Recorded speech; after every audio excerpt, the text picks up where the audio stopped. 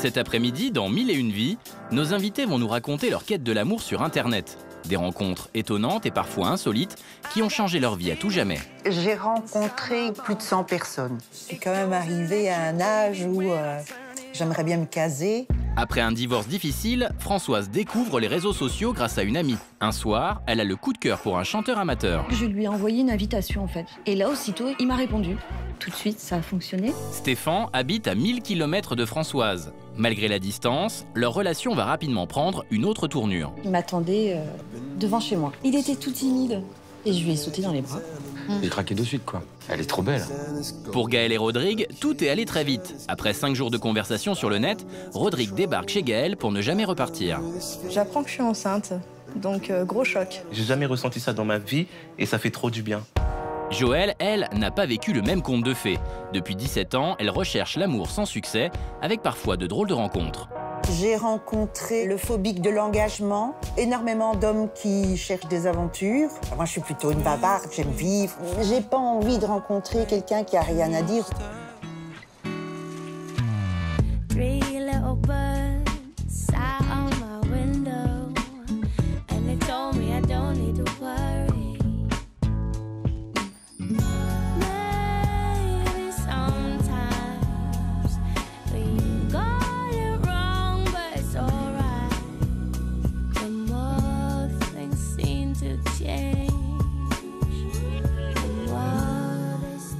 Bonjour à tous. Mes invités cet après-midi sont en couple ou célibataires, mais ils ont un point commun.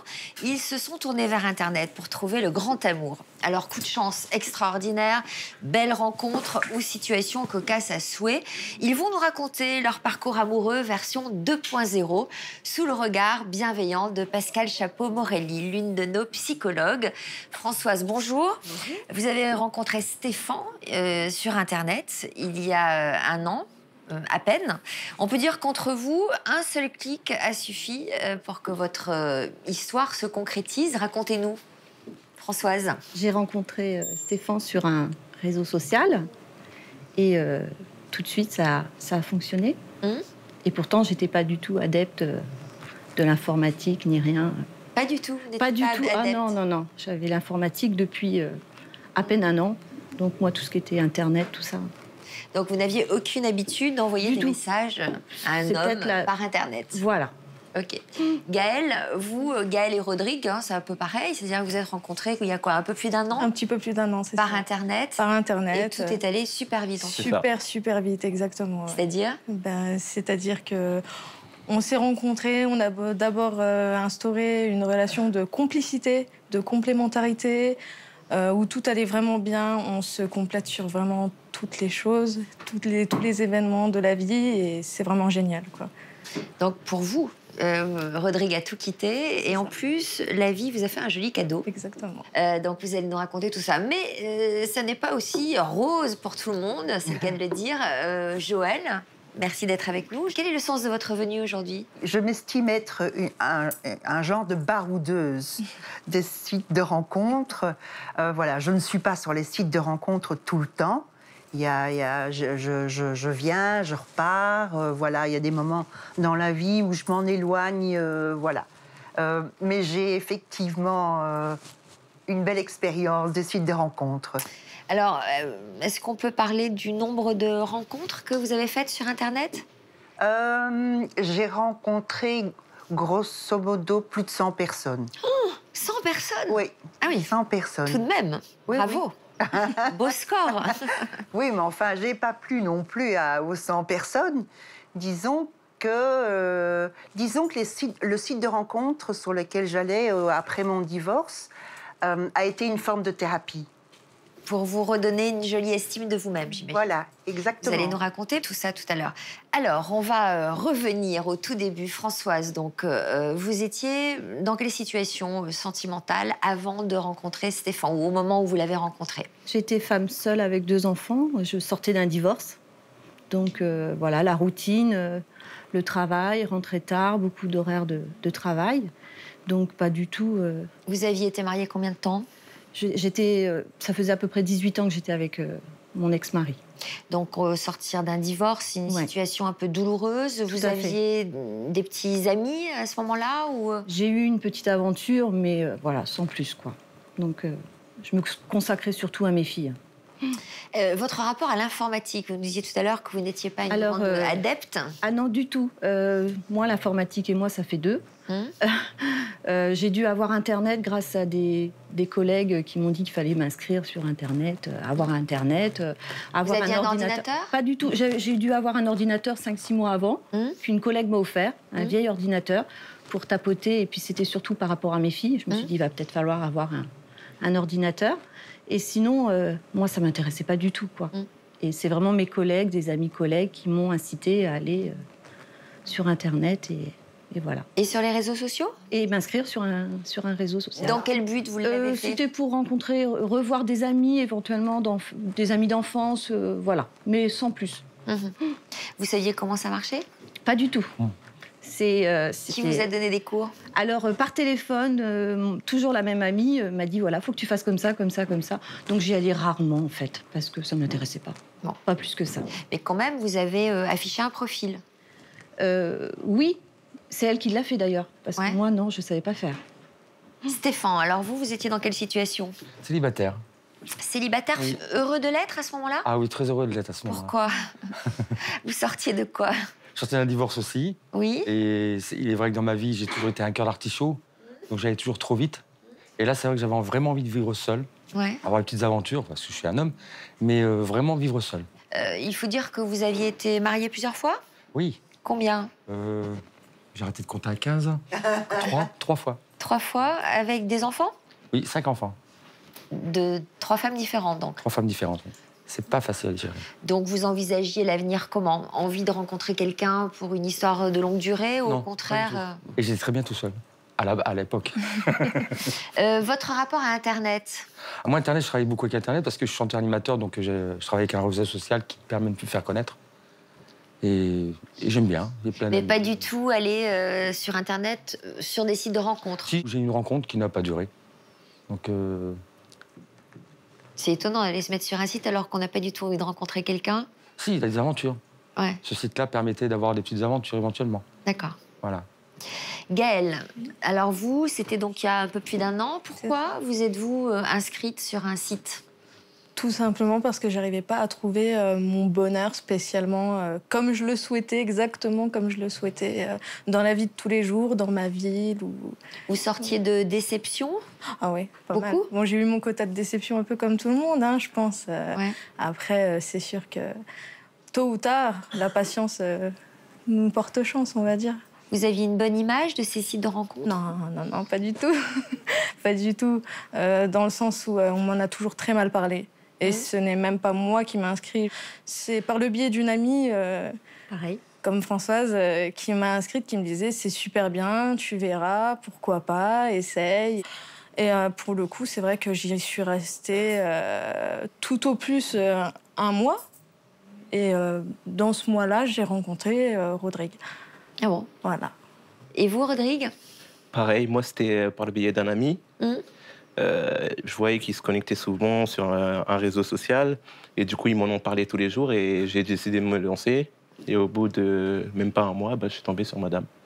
Quel profil vous aviez affiché tous les deux? Le problème, c'est que vu que c'était tout nouveau, on va dire, entre parenthèses, pour lui comme pour moi, je pense, on n'avait pas rempli nos profils à 100% non plus, quoi. C'était vraiment le strict minimum, histoire de se dire un peu la vérité pour pas se cacher des petites choses, et sans plus, quoi. Donc une envie quand même de s'afficher le plus naturel possible. Exactement. Ça. Et vous aussi, Rodrigue, vous aviez Pareil. dit quoi, vous? Je lui ai dit tous mes défauts, toutes mes qualités. J'ai marqué, je lui ai C'est quoi dit vos défauts? que j'étais feignant, Ah bon? que même si j'étais pâtissier, j'aime pas faire la bouffe. Il ne pas faire la vaisselle, Plein de choses. D'accord. des petites choses de la vie. Et du coup, je lui ai dit, ça lui a plu, j'ai dit nickel. Et ça marche auprès des filles, ça veut dire qu'on est mais feignant et qu'on il n'aime dit pas? ça, hein, mais il l'est pas, ça va. Ouais. J'aurais pu m'en rendre compte au bout d'1 an, quand même. Donc ça vous a pas effrayé? Non, pas du tout. D'accord. Et alors vous, Joël, vous étiez dans quelle situation?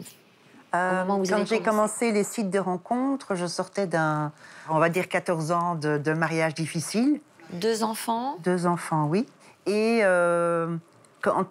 Au début, j'ai fréquenté un club de célibataires avec enfants.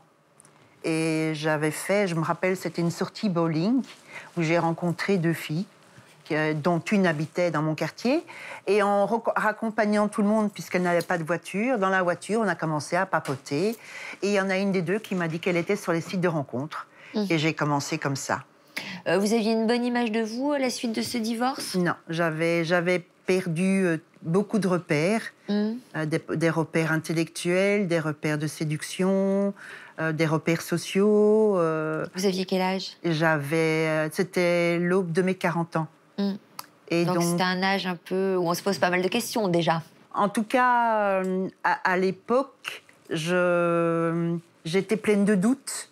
Je pense que je me suis lancée sur les sites de rencontres, pas vraiment avec l'espoir de rencontrer quelqu'un. L'ami m'a dit, tu viens de passer 14 ans avec un homme, tu vas passer 14 ans avec un autre. Mais je pense que je ne savais plus qui j'étais et j'étais un peu effrayée. Donc effectivement, j'ai multiplié les rencontres pour... voilà, on dit souvent que l'autre est le miroir de soi. Et j'ai essayé en tout cas de retrouver confiance en moi. Voilà. Et de ce fait, j'ai rencontré beaucoup de messieurs. Donc, la réflexion de cette amie a été un déclic. Quel est le profil que vous avez affiché sur ce site de rencontre? Au début, sans expérience, j'imagine que vous y êtes allé sur la pointe des pieds. Oui, tout à fait. J'aime écrire. Je pense que j'écris pas trop mal. Et j'ai toujours aimé aussi voir l'écriture au niveau des rencontres. Et donc, il y a 17 ans, il n'y avait pas encore ce besoin de montrer absolument des photos, etc. Donc, ma première rencontre Internet, c'était un Français avec qui j'ai eu des longues conversations téléphoniques. Et voilà, ce qui m'avait charmé, c'était vraiment son écriture.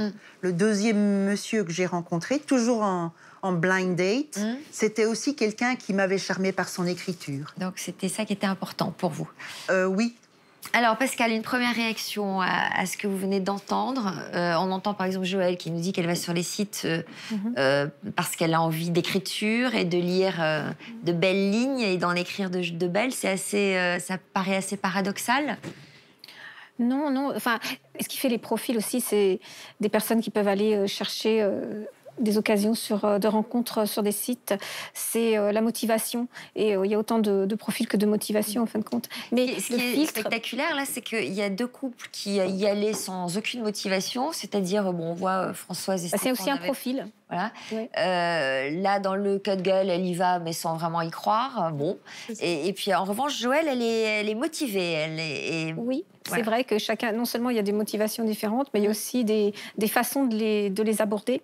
Et ce qui est intéressant dans ce qu'a dit Joëlle, ça m'a fait penser à quelque chose dont parle un psychanalyste qui s'appelle Serge Tisseron, très connu, qui parlait de l'intimité exposée. Il appelle ça l'extimité. Et en disant que ce que les gens recherchent parfois, ne sachant plus très bien qui ils sont, parce qu'ils ont vécu des ruptures, des divorces, quelque chose de ce genre, et ils cherchent à retrouver une identité à travers le regard de l'autre. C'est ça. Alors après, c'est vrai qu'il est important d'avoir de bonnes rencontres dans ces cas-là. On va voir. Je donne le meilleur. On va voir ce qui s'est passé, parce qu'il s'en est passé des choses. Alors, on va revenir à l'histoire de Françoise et de Stéphane. Donc, vous êtes sur un réseau social, et puis là, sur ce réseau, vous découvrez une photo qui vous parle, ou une vidéo. Une vidéo. Une vidéo. Qu'est-ce que vous y voyez? De Stéphane en train de chanter avec une amie à moi. Donc, je ne sais pas qui il est. Je ne sais pas si c'est son frère, si c'est un cousin, un ami. Il chante quoi?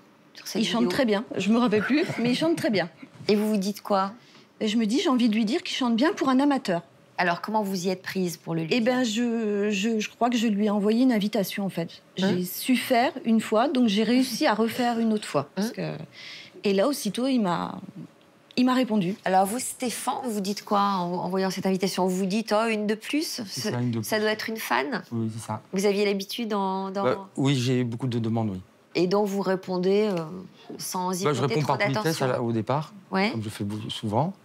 Et après, la conversation est rentrée toute seule. Ouais. C'est moi qui l'ai contacté en premier, d'ailleurs. Oui, j'ai juste envoyé l'invitation, en fait. Et donc, vous commencez à échanger. Oui. Vous vous assurez de quoi au début de ces échanges? Au départ, c'est vrai qu'il répondait très brièvement. Donc, je lui ai dit, excusez-moi, je vous dérange sûrement. Donc, je vais en arrêter là. Et il m'a dit, ah non, non, pas du tout, il n'y a pas de problème.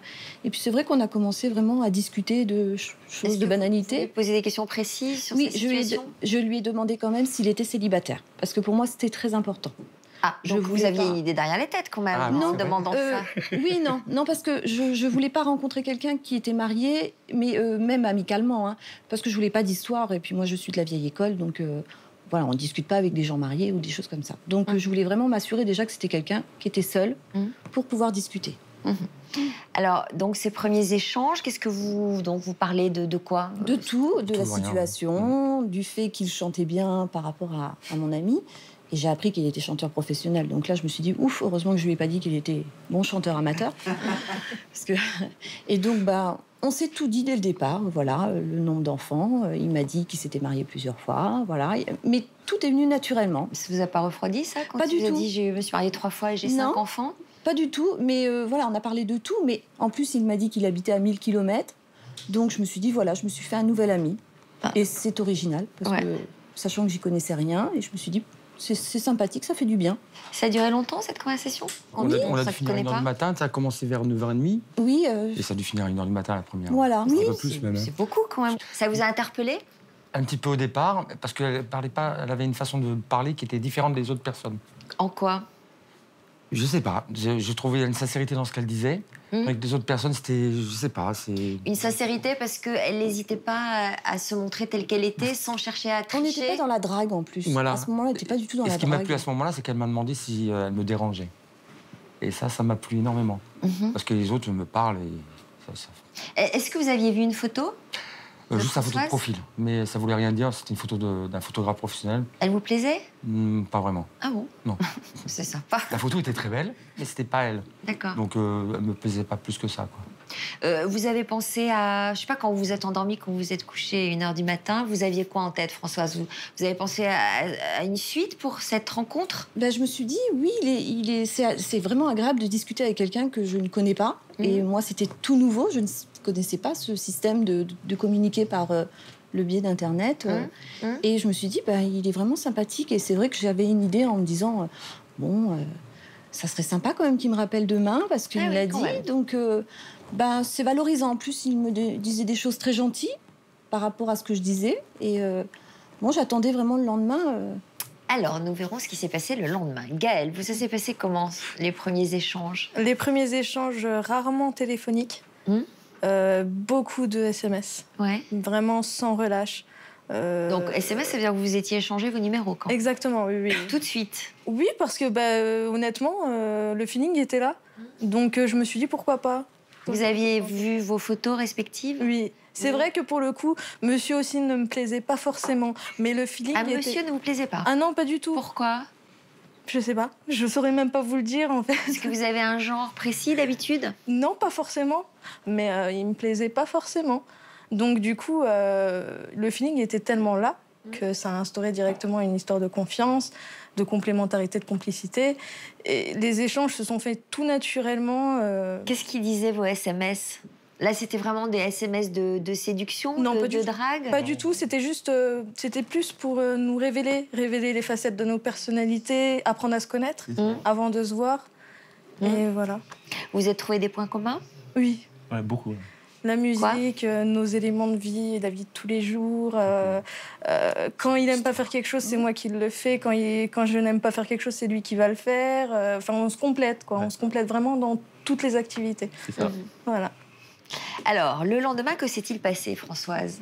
Est-ce que, comme il vous l'avait dit, il vous a recontacté? Tout à fait, oui. Ça s'est passé à quel moment? Toujours le soir? Oui, le soir, parce que juste après d'avoir couché mes filles, voilà. Là, c'était mon moment à moi, et tout de suite, il m'a rappelé.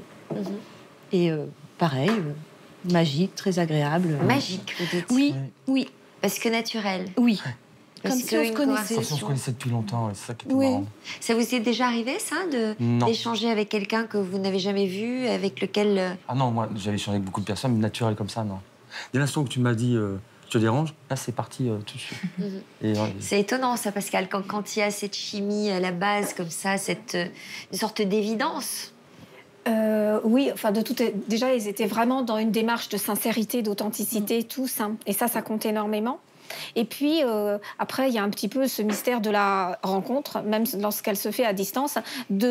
C'est soit l'un, soit l'autre. Lorsqu'on a quelqu'un au téléphone pour la première fois qu'on ne connaît pas du tout, soit les personnes n'ont rien à se dire et donc la conversation est interrompue, soit ça dure très longtemps parce qu'ils vont vouloir explorer le commun, le champ du commun et voire continuer, même en parlant de tout et de rien, ils arrivent à se positionner l'un par rapport à l'autre et c'est ça qui les amène à parler très longtemps, mais même de choses et d'autres, probablement, cette première fois-là.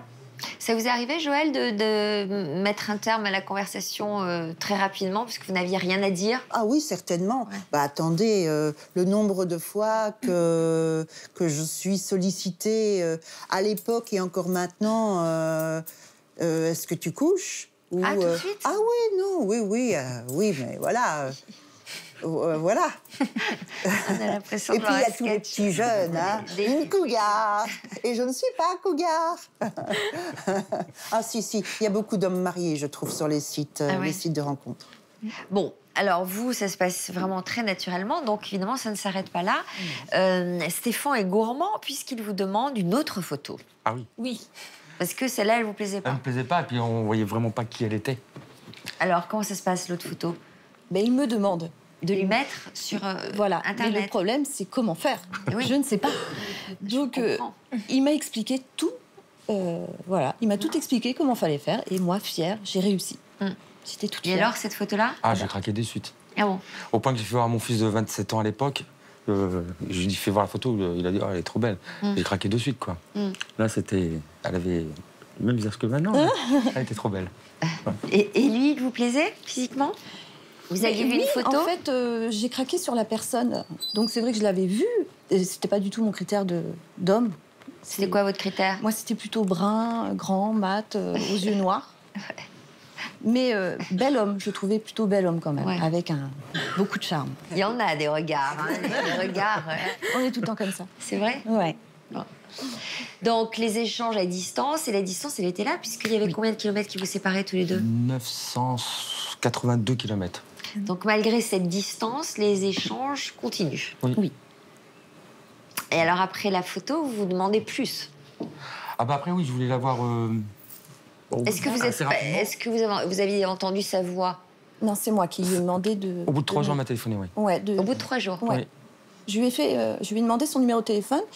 Et je lui ai dit, t'auras la surprise au moment où je t'appellerai. Je sais pas quand. Peut-être là, peut-être dans une journée, peut-être dans 10 jours, je sais pas. Et pourquoi vous lui dites ça? Comme ça, pour faire une surprise. Ouais. Et je l'ai appelé aussitôt. Ouais, c'était rapide. Vous aviez envie d'entendre sa voix. Ouais. C'est important, la voix. Et là, comme disait madame, ça a été rapide. Hein. On s'est de suite plus aussi à la voir et on s'est pas quitté aussi là. Ça a été impressionnant. Ah bon? Ça a duré combien de temps, le coup de téléphone? Longtemps. Surtout que tu n'es pas du tout téléphone. Ah oui, je supporte pas le téléphone. Ah bon? Et j'étais étonnée de rester aussi longtemps. Ouais. Et alors, vous ne vous étiez pas tout dit déjà par toutes ces longues conversations écrites? Mais si, quand même, mais bon. Elle est bavarde, hein, donc j'ai de la chance déjà. Je suis une pipelette. Donc, même si j'ai pas envie de parler, je serai obligée de répondre. Donc c'est bien.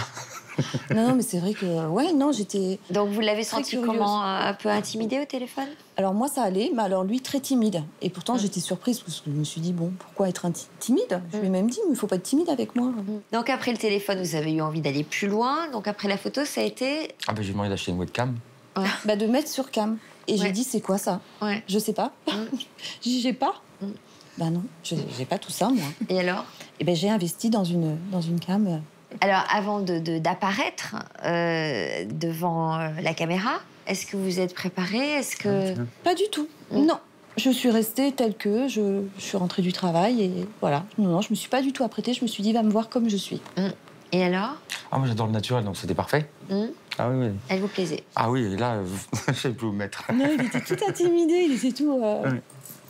Moi, j'étais timide, pas timide, mais j'étais surprise qu'il soit aussi intimidé, quoi. Pourquoi vous étiez intimidée, Stéphane? Vous êtes toujours intimidée ou là, c'était... Je la trouvais trop parfaite pour moi. Ah bon? Ah oui. Déjà, à l'écriture, je la trouvais parfaite. Elle est trop belle, franchement. Il est trop mignon. Déjà.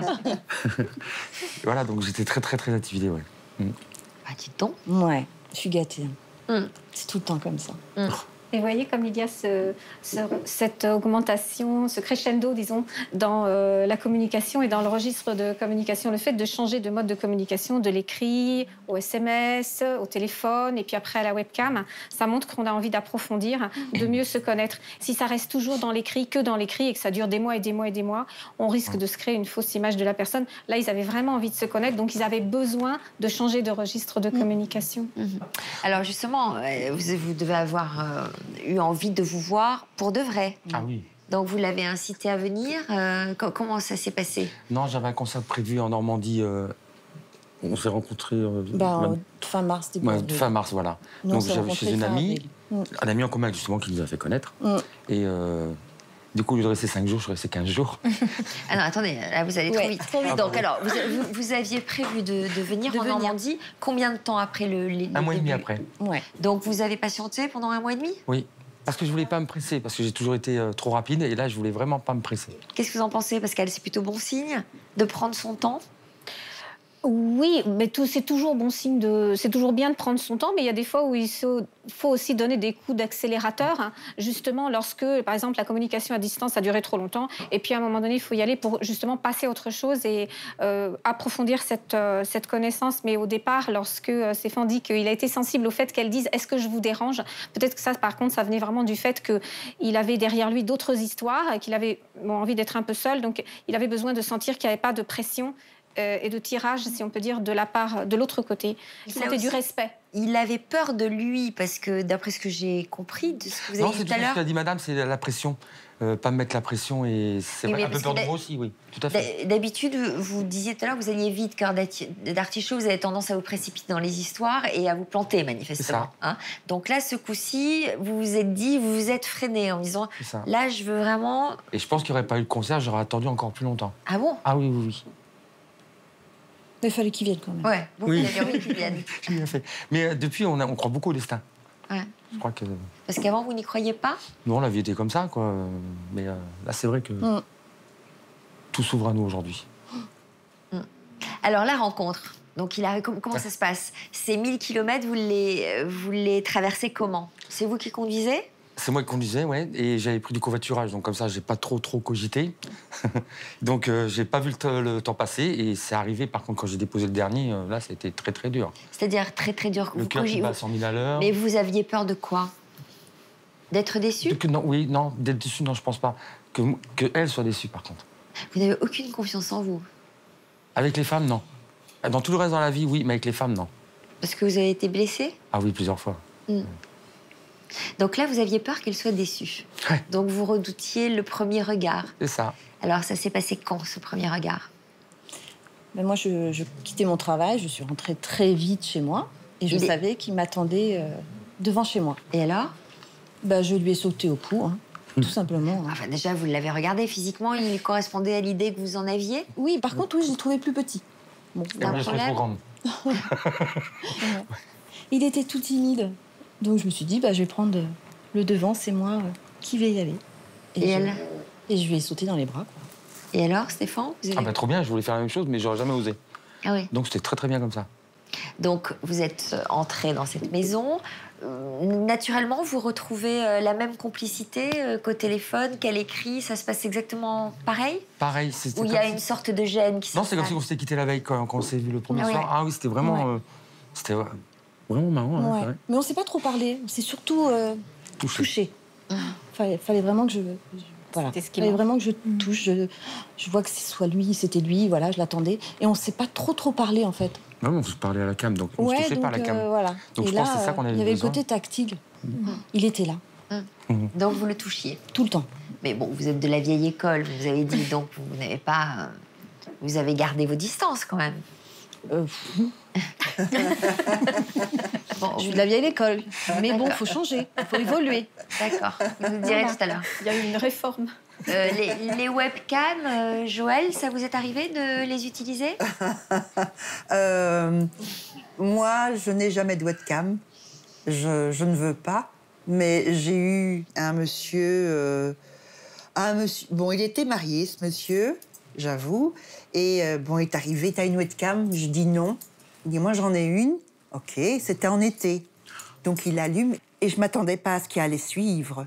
Et à un moment donné, on discute.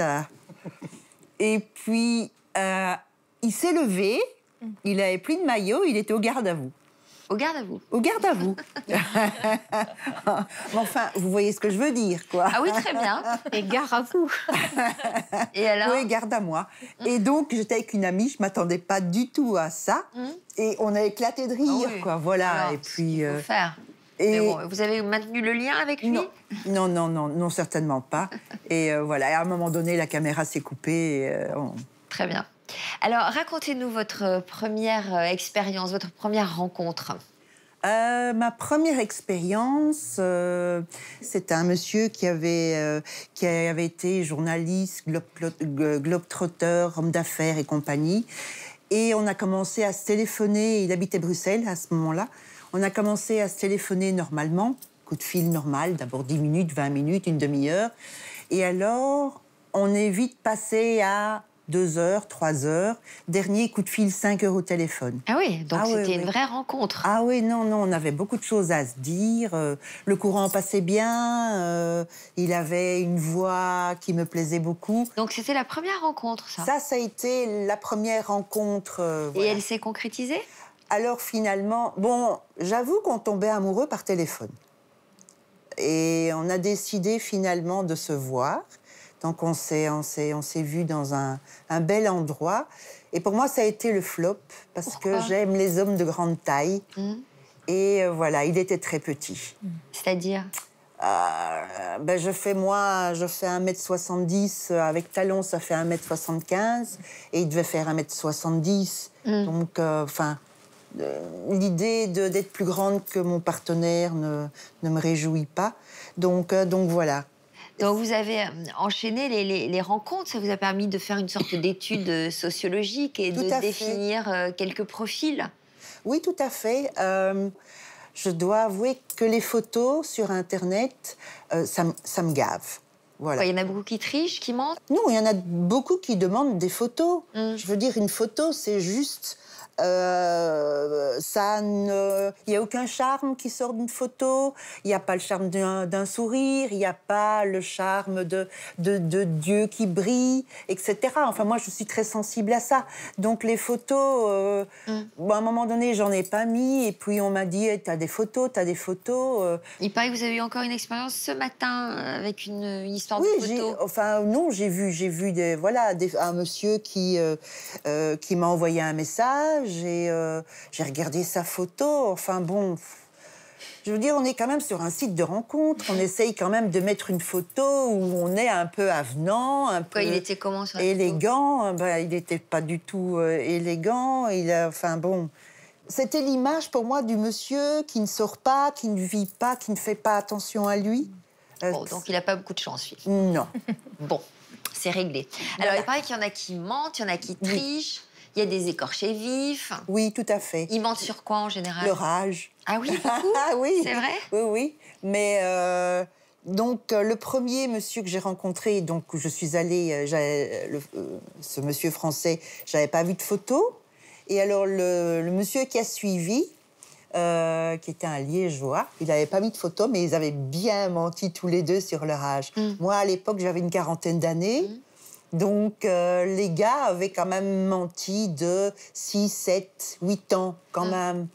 Donc, ça vous est jamais arrivé, vous, de mentir? À part le kilo que je prends pendant le week-end, non. Il y a peut-être des choses encore plus embêtantes que ces mensonges. Vous avez rencontré des profils vraiment particuliers? J'ai rencontré le gars qui veut se caser à tout prix. J'ai rencontré le gars, le phobique de l'engagement. Énormément d'hommes qui cherchent des aventures, mariés ou pas. Des gens qui n'ont rien à dire. Voilà, moi je suis plutôt une bavarde, j'aime vivre, j'aime m'amuser, bouger. Et j'ai pas envie de rencontrer quelqu'un qui a rien à dire ou un papy qui n'aime pas sortir. Voilà. Donc. Alors il paraît qu'avec l'un d'entre eux, vous avez eu une relation carrément érotique. Oui, j'ai rencontré. Donc, j'ai pas envie d'appeler ça une aventure parce que ça a été une relation très sensuelle et très érotique. On prenait congé l'après-midi et voilà, on passait une après-midi très agréable. Monsieur était très très sensuel. J'aime la sensualité et oui, ça a été vraiment une et il y a jamais eu de son côté ou du mien une quelconque envie d'avoir une relation suivie. On aimait bien, voilà, c'est. Alors j'imagine que ça vous a redonné une belle image de vous. Ça fait du bien. Bah, au fur et à mesure, oui, c'est sûr. Françoise, vous auriez pu vivre des rencontres éphémères comme ça, un peu érotiques et tout? Du tout. Ah non, moi je suis contre, excusez-moi, contre les sites de rencontres. C'est vraiment le hasard qui a fait que. Mais non. Franchement. Et vous, Gaëlle? Ah, c'est hors de question. Non. Moi, c'est relation stable ou rien du tout. Ah oui. C'est hors de question. Ah oui, totalement. Et vous, Rodrigue? Ah, pareil. Je la suis. Sur Rodrigue? Vous dites ça pour avoir la paix aujourd'hui. Non, sérieux. Avant d'avoir rencontré Gaëlle? Non, ça m'intéressait pas parce que déjà, le travail me prenait énormément de temps sur mon temps de vie. J'avais pas assez de repos et du coup, j'étais beaucoup avec mes amis, on s'amusait beaucoup, on sortait entre garçons. Bon, d'accord. J'avais pas cette vision de me poser ou d'aller chercher quelqu'un. Très bien. Alors, 5 jours de conversation, de complicité, etc. Et vous avez très, très envie de vous voir. C'est ça. Alors, qu'est-ce qui se passe? Il se passe que nous sommes en congé tous les deux. On se voit. La première des choses qui nous tilte, bien évidemment, c'est les mêmes chaussures. Alors qu'on ne connaissait pas du tout nos goûts vestimentaires. Donc vous avez dit c'est un signe? Voilà, c'est comme, c'est comme un signe du destin, c'est ça. Et pour le coup, après, un petit smack, un petit tout léger, tout mignon, histoire d'inaugurer cet événement. Et par la suite, monsieur est arrivé et n'est plus jamais reparti. Ah bon? Voilà. Vous êtes resté au couple à côté. Ouais. J'ai cassé la boîte de vitesse et je suis plus reparti. Ah ouais, ça allait très très vite. Pourquoi? Je sais pas, je me sentais trop bien. J'avais jamais ressenti ça. J'étais bien, je pensais plus à rien. Et je voulais continuer avec elle comme ça et je voulais plus repartir, tout lâcher. Donc j'imagine que le vrai premier baiser est arrivé assez vite. Oui, c'est ça. À peine 2 jours après son arrivée. Ouais. Ah bon, 2 jours? Ouais. Vous avez attendu 2 jours? Oui. Mais il y avait aussi cette sensation d'avoir plus besoin de se toucher, d'être tactile, parce qu'on avait vraiment envie d'être ensemble. Et pour le coup, c'est vrai que tout s'est fait vraiment naturellement. Pendant 2 jours, vous avez dormi sur le canapé? Ouais. Canapé, devant la télé. Je l'empêchais pas de venir dans mon lit, hein, mais lui-même, il restait sur le canapé. Voilà. Ça prouvait qu'il n'avait pas de mauvaise. C'est une progression, ça fait partie des étapes. Ils ont été habitués déjà avant à avoir des étapes, puisque d'abord, c'est vraiment très à distance, uniquement par écrit. Après, on se parle au téléphone, etc. Donc, ils sont déjà habitués à cette séquence. Et en fin de compte, je pense qu'ils peuvent même savourer le fait de suivre ces étapes. Ça a été votre cas, Françoise et Stéphane? C'était prévu comme ça, ouais. C'était prévu. J'avais pas mes filles, je suis allée dormir dans la chambre de mes filles, elle allait prendre ma chambre. Ouais, et alors? Eh ben non. Ça s'est fait vraiment naturellement. Non, c'était évident. C'était, voilà. Alors, vous y êtes resté combien de temps, Stéphane? 15 jours. C'était prévu que vous restiez 15 jours? Non, à la base, c'était prévu que je reste que 5 jours. Ouais. T'as le temps de faire des répétitions, le concert et repartir. Et puis, vous étiez trop bien? Ah oui. Et alors, comment ça se passait ces 15 jours? Vous avez déjà eu le temps d'instaurer une sorte de quotidien? Ça a été dur parce que j'étais pas chez moi, mais c'était surtout magique. C'est plus. Qu'est-ce que vous avez fait pendant ces 15 jours? Bon, il a travaillé. Moi, je partais au travail, donc je partais toute la journée. Et c'est vrai, quand je rentrais le soir, j'avais rien à faire. Il avait tout fait, quoi. Ah bon? Il avait préparé la cuisine? Oui, donc pas du tout habitué. Donc, et puis, donc, du coup, plus de temps pour rester ensemble le soir.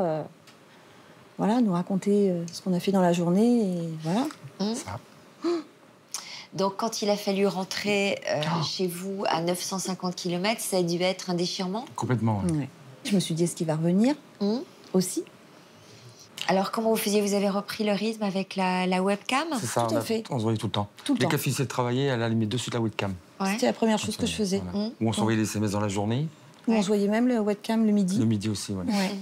Donc, c'est comme si vous étiez ensemble. On était C'est ça. ensemble. On dormait ensemble parce qu'elle avait même acheté une tablette pour pouvoir qu'on se voyait le midi et qu'on puisse passer la nuit même ensemble. Ah, j'ai investi, hein. J'ai investi. Ah, qui connaissait rien d'informatique, ça y allait, hein. Donc, vous la regardiez dormir à Oui, distance? c'est ça. Incroyable. Ouais. Bon, alors j'imagine que vous n'avez pas souhaité en rester là. Vous avez pensé à vous rapprocher? Pas tout de suite. Parce que j'ai des enfants qui sont encore en bas. Dans le sud de la France. Dans le sud de la France. Les montagnes, le soleil, 300 jours de soleil par an. Donc c'est dur à quitter les Hautes-Alpes pour aller en Normandie. Bon, il fait très beau en Normandie. Il fait très beau en Normandie. Ouais, donc en fait, c'est ça qui vous embêtait, c'est d'aller en Normandie. Oui. Mais depuis, vous avez changé d'avis. Ah bah oui. Rodrigue, vous êtes resté, donc vous deviez rester combien de temps quand vous l'avez rejointe? Un week-end. Mais finalement, je suis resté toute la vie. J'ai appelé ma maman, je lui ai dit, bon, bah, écoute, je reviendrai plus. Mais parce que vous habitiez à combien de kilomètres? C'était à Paris-Metz, Bon, 1h30. voilà, une heure et quart de Ouais, TGV, ouais. En TGV, je prenais toujours le TGV. J'ai pris 2-3 fois et à partir de la 3e fois, Ah, mais même moi, hein, quand il partait, ne serait-ce qu'une soirée ou un week-end, je pouvais pas, quoi. J'étais hors de moi. Je n'arrivais pas à rester sans lui. J'avais cette envie et ce besoin d'être constamment collée à lui, être à lui. au bout du 3e jour, j'ai quitté ma vie. Donc vous avez tout quitté, vous avez plaqué votre boulot, tout Tout ce que j'avais. sans aucun Regret, doute. non. De regret, doute, rien. J'ai pas réfléchi, je suis parti et jusqu'à aujourd'hui. Tout ça parce que vous étiez mieux avec elle, mieux auprès d'elle. C'est ça. Je me sens très très bien avec elle et j'ai jamais ressenti ça dans ma vie et ça fait trop du bien. Je savoure en fait. Jusqu'à aujourd'hui, je savoure. Et du coup, je suis resté, ouais. Alors du coup, vous êtes devenu un homme d'intérieur. C'est ça. Qu'est-ce que vous faisiez? J'étais à la maison, télé. C'est vrai que moi, je travaillais encore. Ouais. Je travaillais encore pas mal. Télé, donc, du coup, je me sortais un peu. on a un petit chien, il sortait notre chien. Enfin, il s'occupait comme il le pouvait pendant mes heures de travail, ouais. Alors, vous aviez un petit problème personnel, c'est que on vous avait dit très jeune que vous ne pourriez pas avoir d'enfant. C'est ça. Rodrigue le savait. Oui. Pourquoi? Pour quelle raison? Dû plutôt aux ablations de kystes ovariens, à plusieurs opérations. Mes ovaires étaient tellement en mauvais état qu'on m'a plusieurs fois prévenu, mademoiselle n'espérait pas avoir d'enfant un jour. Pensez même à l'adoption, hein, mais le problème, c'est comme je le répète souvent, on vous dit ça, vous avez entre 11 ans et 14 ans, vous ne pensez pas forcément à l'avenir, on ne sait pas encore ce que c'est d'être maman, d'avoir un enfant, etc., etc. Pour vous, c'était pas un problème, Rodrigue, qu'elle ne puisse pas avoir d'enfant? Si, au début, c'était un problème, mais je me sentais tellement bien avec elle qu'au final, j'ai réussi à oublier ça. J'ai réussi à oublier ça et du coup, on a continué à vivre. Et alors, au bout de quelques semaines, qu'est-ce qui se passe? On était invités chez ma maman pour le week-end de Pâques, qui cuisine merveilleusement bien. Et pour le coup, je sentais ces petites odeurs de viande là, qui me perturbaient et j'ai eu plusieurs fois des nausées. Donc, ni une ni deux, prise de sang et tout le tralala. Et bim, j'apprends que je suis enceinte. Donc, gros choc. Heureuse, mais super malheureuse. Parce que vu que je ne pensais pas avoir d'enfant un jour, je me suis dit que je n'arriverais pas à avoir l'âme d'une vraie maman, en fait. Je ne me sentais pas de l'être.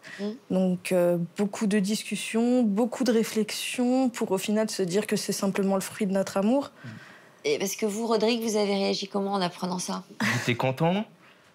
Et en même temps, j'avais peur. C'était plusieurs sensations en même temps. Mais au final, quand j'ai parlé avec Gaël, on s'est dit que vu qu'on s'aime fort et que le bonheur qu'on a eu, il est allé très très vite et que c'est rare de trouver un bonheur comme ça, autant pas réfléchir et avancer.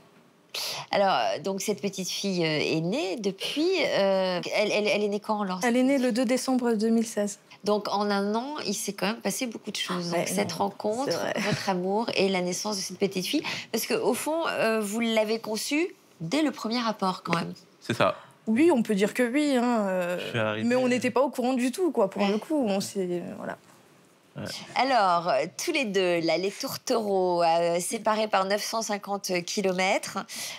Donc, vous, Françoise, vous faites quand même un vrai choix aussi par amour pour Stéphane. Vous changez de boulot. Complètement. Qu'est-ce que vous faisiez? Je vendais du rêve. Je vendais des robes de mariée. J'étais vendeuse retoucheuse. Donc, j'adorais ce que je faisais. Et alors, donc, vous travaillez ensemble tous les deux? Oui. Maintenant, oui. Quoi, alors, qu'est-ce que vous faites ensemble? Et On fait des concerts. Ah bon, vous chantez tous les deux? On chante tous les deux, oui. On a fait un karaoké entre amis et là, je l'ai entendu chanter. Et je dis, elle chante trop bien. Alors, je me suis dit, ça y est, je suis amoureux, elle chante trop bien. Vous aviez chanté quoi? Parle à mon père. Parle à mon père de Céline Dion. Ouais. Et il a craqué, mais bon. Moi, à part chanter dans ma voiture et sous ma douche, voilà, c'est tout. Vous avez trouvé qu'elle avait une très jolie voix? Ah oui, super. Et puis, elle avait un comportement aussi qui me plaisait énormément. Elle avait imité Dalida. Ah oui. J'étais comme ça devant elle. Et vous, c'est quoi votre répertoire? Oh là, c'est que de la chanson française. Et on en a beaucoup. Quel genre? De tout. Ça va aussi bien des années 30 qu'à aujourd'hui. En tout cas, ce qui est sûr, c'est que Françoise vous a fait une place dans sa vie et vous a accueilli. Oui. Vous avez fini par la rejoindre. Tout à fait. Et vous avez trouvé une maison? On a trouvé une super maison. Ouais. Une maison exactement comme on voulait. La maison du bonheur. Ouais. Alors, comment vous l'avez trouvée? Par le biais d'une amie qui nous avait parlé d'une maison qui était à la campagne, mais qui était un petit peu en montagne, qui était à la campagne. Moi, j'aime la campagne. En montagne, en Normandie? Oui, on est dans la Suisse normande. Ah, d'accord. Donc, ça se passe plutôt bien. Super. Oui. Joël? Oui, je suis admirative. Ça doit vous faire rêver, tout ça, non? Oui, je suis quand même arrivée à un âge où j'aimerais bien me caser. Trouver maintenant le bon. Donc, après quelques déceptions, vous vous êtes remise sur Internet il y a 5 ans, mais vous avez changé de profil et un peu de tactique. Oui. Pourquoi? Qu'est-ce que vous avez changé? Disons que mes premières expériences Internet, ça a été vraiment thérapeutique. Et puis j'ai rencontré... j'ai fait des rencontres et puis j'ai vécu une folle passion avec quelqu'un qui n'était pas sur Internet. Donc ça a duré 1 an et demi. Et pourquoi ça n'a pas marché, ça? Monsieur était, entre autres, très alcoolique. Ah. Voilà. D'accord. Et donc, il a choisi plutôt la divine bouteille. Ah ouais. Et donc, oui, j'ai été virée par SMS. C'est toujours très élégant. Voilà. Et ça, moi, personnellement, j'étais très, très, très, très amoureuse. Et qu'est-ce qui vous plaisait en lui?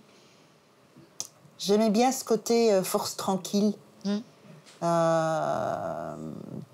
Oui, c'est quelqu'un, enfin, c'est quelqu'un qui pouvait me prendre dans les bras quand j'étais énervée et qui me prenait en disant « Allez, calme-toi ». Et puis il avait une voix assez grave et voilà. Donc ça a dû être douloureux pour vous? Oui, ça a été très douloureux. Parce que, bon, il était peut-être alcoolique, mais c'était la fête tout le temps.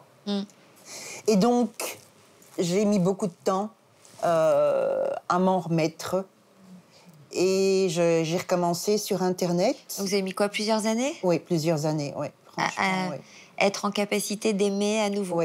Oui, tout à fait. Et je l'ai revu, en fait, je l'ai revu il y a 1 an et demi. J'avais besoin de le revoir pour mettre un point final. Donc, il est arrivé, j'ai vu arriver une épave. Quelqu'un qui... fumait 2 paquets de cigarettes par jour, gris épave, grossi, enfin bon, soit. Et donc, j'ai demandé directement pourquoi tu m'as laissé tomber. Il m'a dit parce que je suis égoïste. Et j'ai dit, mais attends, quitte à faire du mal. Il m'a dit, mais qu'est-ce que tu veux, je suis comme ça. En tout cas, ça vous a marqué, cette histoire, ça vous a fait souffrir. Oui, ça m'a fait énormément souffrir. Aujourd'hui, vous avez tourné la page? Oui, j'ai tourné la page. Donc, quand...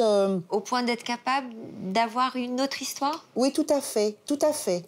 Alors, qu'est-ce que vous avez mis sur votre profil, alors? Parce qu'aujourd'hui, le message est plus catégorique. Qu'est-ce que j'ai mis? Bon, entre-temps, mon expérience de vie, etc., ont fait de moi une femme très positive, très franche. Je suis très, très franche et directe. Et je suis entière et nature. Donc, j'ai mis, je pense, un profil à mon image. On m'a déjà dit qu'il était franc. Alors, par exemple, quand vous dites que vous êtes franche, qu'est-ce que vous dites? Vous dites ce que vous ne voulez plus, par exemple. Oui. Donc, c'est-à-dire? Eh bien, je ne veux plus d'alcoolique. Oui. Je ne veux pas de fumeur. Ouais. Je ne veux pas de gars qui ne connaissent ni le déodorant, ni l'eau de toilette. Comme j'ai marqué, le grand fauve, c'est sympa, mais aux os. Je ne veux plus rencontrer des phobiques de l'engagement. Des radins. Vous ne voulez plus de radins? Je veux pas de radins parce que moi, je suis pas quelqu'un de radin. Je suis quelqu'un plutôt de généreux. Généreuse de cœur et généreuse en temps normal. Et j'imagine que vous voulez rencontrer quelqu'un de sensuel. Ben oui quand même. Oui, je ne veux pas rencontrer un papy. Ouais. Et quelqu'un qui prend soin de lui. Je crois pas être très difficile. Ça doit exister. Oui, enfin quand même. Qu'est-ce que vous en pensez, Pascal? Pourquoi elle ne trouve pas? Je pense que c'est bien de définir les attentes en fonction de ce qu'on ne veut pas, plutôt qu'en fonction d'un type idéal qui serait tout à fait utopique et qui définirait ce qu'on veut, mais qu'on ne trouvera peut-être jamais. C'est bien de dire ce que l'on ne veut pas. Après, il y a tout le reste qui est possible. Et en fin de compte, il reste beaucoup de choses possibles, même lorsque la liste de ce que l'on ne veut pas est longue. Parce que c'est exclusif, en fait, uniquement de certains points bien précis. Donc c'est très positif, je trouve. Et effectivement, ça peut-être certains pas les énerver, mais bon, voilà, les rebuter. Mais bon, ceux-là, ça veut dire qu'ils ont une raison d'être butés. Donc autant. Vous y croyez encore à la rencontre sur Internet? Ben oui, je crois. Je crois en la vie. Je crois. Oui, tout à fait. Vous ne pensez pas que ça viendra plus peut-être par une rencontre inopinée comme ça dans la vraie vie? Je vais dire que je me suis inscrite sur Internet, mais je n'attends rien de particulier. Bon, je suis inscrite encore sur ce site de rencontre où il y a moyen d'organiser des sorties. Donc effectivement, j'ai organisé 2 sorties. J'ai envie, ça c'est samedi prochain, j'ai envie d'organiser une bande de potes. Parce que je me dis qu'à mon âge, les amis, on perd certains amis, il y a des divorces, et puis il y a la maladie, et puis parfois il y a la mort. Voilà, et j'ai envie de refaire une bande de copains où chacun arrive, si un sait faire de la guitare, tant mieux, et on se réunit à 2, à 3, à 4 pour refaire le monde autour d'un... Ça, c'est peut-être un bon moyen, c'est-à-dire d'arriver par des complicités et le fait d'être bien ensemble. De créer du collectif de cette façon-là, avec des gens qui sont, disons, célibataires à ce moment-là.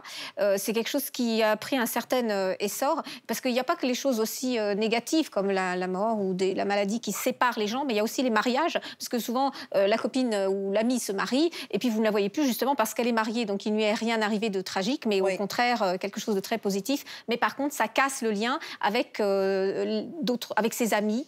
Ça arrive, et de recréer des relations du social et du lien social et du collectif comme ça, avec des soirées, souvent entre célibataires, c'est pas mal.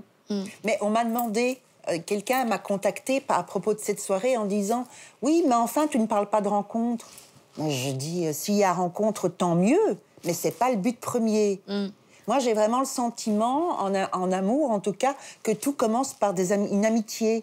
Une amitié, je veux dire par là qu'on apprend à se connaître. C'est ce que nous ont démontré Françoise et Gaëlle. Qu'est-ce que vous lui conseilleriez d'ailleurs, tiens, à Joëlle, Françoise? D'arrêter les sites de rencontres. Non. Après, voilà. Non, c'est très bien, mais c'est vrai qu'il faut peut-être aller vers plus de personnes, plus... c'est bien, mais c'est virtuel, en fait. C'est vrai que, nous, c'est ce qui s'est passé, mais d'aller plutôt dans des soirées et de rencontrer du monde. Mais oui, c'est ça le problème. Donc, il n'y a pas de soirée. Il n'y a pas de soirée, donc... Il n'y a pas un musicien dans votre entourage, là, célibataire? On va y penser. Et sinon, nous, on fait des soirées, nous. Oui, voilà. Mais, non, mais c'est vrai que, malheureusement, il n'y a pas assez de soirées, peut-être, pour les célibataires. Il n'y a plus de soirées. Avant, il y avait encore des soirées pour les gens de la cinquantaine. Maintenant, il n'y a plus rien. Non. Et il n'y a pas, je veux dire, d'endroits sympas. Et les voyages organisés, des trucs comme ça? J'ai pas envie que... Des activités sportives? Oui, des activités sportives. Des activités culturelles? Voilà. J'ai pas envie qu'on tire profit de mon état de célibataire. Bon. Donc, c'est-à-dire que les vacances, il y a des vacances qui sont organisées pour des célibataires, qui coûtent la peau des fesses. Les chambres pour personnes seules, il y a un supplément, etc. Je suis célibataire, j'ai... Non, mais par exemple, s'inscrire dans des groupes culturels pour aller au musée, pour aller au cinéma. Mais je vais vous dire, Sophie, c'est 4/5e femmes. Ah bon? Ah oui. J'ai un peu testé tout ça. Ah bon? C'est bien souvent pris d'assaut par les dames. Ah bon, donc c'est un peu rasoir. Oui. Alors on m'a dit, si tu veux rencontrer des hommes, il faut faire du parachute, de l'ULM, de la plongée sous-marine. Bah, c'est pas mal. Voilà quoi. De l'ULM, c'est pas mal. Oui, effectivement. Mais je suis pas malheureuse, hein. Bon. Je suis pas malheureuse, je me sens plutôt bien dans mes baskets. Bah, vous avez l'air, en tout cas, vous êtes touchante. Et peut-être qu'on aura du courrier pour vous, Joël. On le fait suivre. C'est dommage parce qu'elle est vraiment très jolie, très agréable. Merci. Et je me dis, ils sont fous, quoi. J'ai pas toujours mes belles robes comme ça. Moi, ce qui me va très bien, c'est une soirée autour d'un feu ouvert, jeans, gros pull, voilà.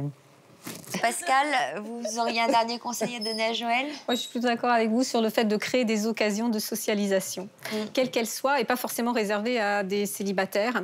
C'est-à-dire, voilà, dans des cercles, des activités, il y a des choses qui peuvent aussi peut-être attirer les hommes, comme, je sais pas, le club de bridge ou je ne sais pas, d'autres choses. On va peut-être vous donner des idées avec cette deuxième partie d'émission où on va vous proposer justement des moyens de rencontres. Donc, il y a un choix infini pour les célibataires aujourd'hui et pourtant, on a du mal à trouver. Mais il y a un homme qui, lui, veut revenir aux fondamentaux et redonner à l'amour ses lettres de noblesse. Alors, il s'appelle Jean-Maxime et après avoir été déçu, lui aussi, des sites de rencontres sur le net, eh bien, il a fondé un nouveau concept pour trouver l'amour, des apéros gratuits et ouverts à tous ceux qui croient encore à l'amour avec un grand A. Donc, vous allez regarder, Joël, et peut-être que ça va vous donner des idées. Ok, on vit dans des grandes villes, ok, tout va de plus en plus vite, mais s'il y a bien un truc où quand même on peut essayer de prendre le temps et de se reposer un peu, c'est bien dans le fait de faire des rencontres, qu'elles soient potentiellement amoureuses ou amicales.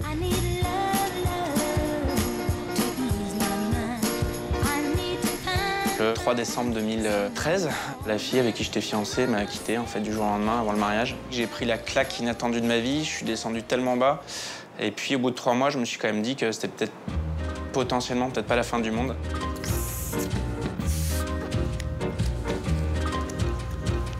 Un jour le bonheur vous sourit, vous êtes comme moi le premier sur... J'ai mes neveux qui m'ont inscrit sur des applications de rencontres. Et en fait, un soir, je suis sur mon ordinateur, je suis en train de chercher un nouveau canapé. À gauche, je suis en train de cocher des cases. Je cherche plutôt une nana, plutôt blonde, brune, je sais même plus. Et puis à droite, je coche des cases, je cherche plutôt un canapé, plutôt convertible, plutôt gris, plutôt d'angle. Et là, je me dis, il y a un truc qui est quand même l'angoisse, c'est qu'entre chercher la personne avec qui potentiellement j'espère pouvoir jouer au tarot dans 50 ans et chercher un nouveau canapé qui va rester chez moi 2 ans, je suis en train de cocher des cases dans les 2 cas. Moi, c'était pas forcément ma cam et ma vision des choses. On attend 1300 personnes ce soir. L'intérêt, c'est d'expliquer qu'on essaie de recréer du vrai lien entre les gens, qui soit amical ou plus si affinité, s'il y a des gens qui sont célibes. J'ai essayé d'apporter une alternative qui est de recréer ce lien physique non virtuel entre les gens en proposant des événements. Vous êtes célibataire en vrai? Et voici pour vous. Je vous en prie, très bonne soirée. Moi, je suis mariée. Donc, vous avez le badge rouge, le badge noir, pardon. D'accord. On va vous donner un petit peu. Et si jamais vous voulez un badge rouge, ça reste entre nous. Non, non, ça va. Je vais me contenter de mon mari. Merci beaucoup. Très bonne soirée, madame. On a des messagères de l'amour qui sont facilement reconnaissables, qui se baladent au milieu des gens pendant toute la soirée, qui ont sur elles des cartes de visite de la brigade et des petites enveloppes et qui, en fait, vont faire passer des messages entre les gens.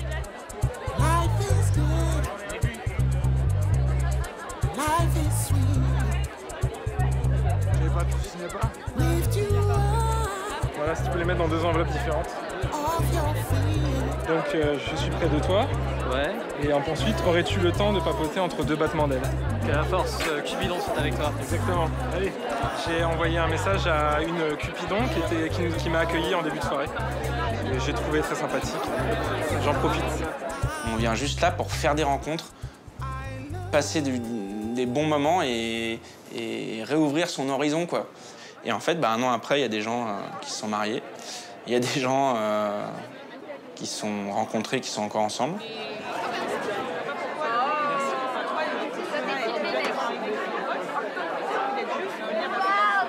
Je vais devoir me dévoiler, là.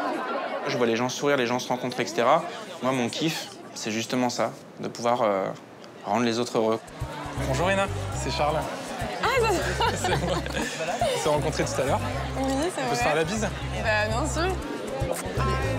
Quand je disais que je voulais lancer la révolution de l'amour, c'est un peu ça, voilà. Et je lâcherai pas. Je lâcherai pas.